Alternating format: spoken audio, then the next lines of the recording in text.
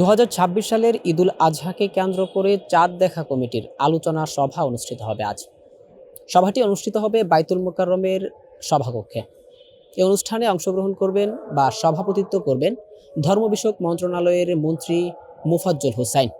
দর্শক, জানাবো এই সভায় আসলে কি সিদ্ধান্ত নেওয়া হয় এবং কি মতামত দেওয়া হয়। সম্পূর্ণ কিছুই থাকছে নিউজ ফ্ল্যাশের আজকের প্রতিবেদনে।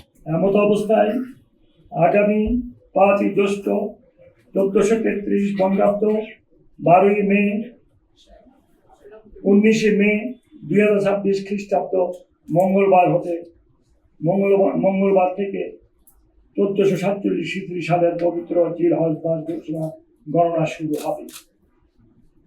সে প্রেক্ষিতে আগামী 10ই জিলহজ 1447 হিজরি 14 জ্যৈষ্ঠ 1433 বঙ্গাব্দ 28শে মে 2026 তারিখ বৃহস্পতিবার সারা দেশে পবিত্র ঈদুল আজহা উদযাপিত হবে ইনশাআল্লাহ। মহান আল্লাহ রাব্বুল আলামিন আমাদের সকলকে, তাম দুনিয়ার মুসলমানকে নেক আমল করার তৌফিক দান করুন। আল্লাহ তাম দুনিয়ার মুসলমান ভাই বোনদেরকে হেদায়েত নসিব করুক, সহি বুঝ দান করুক।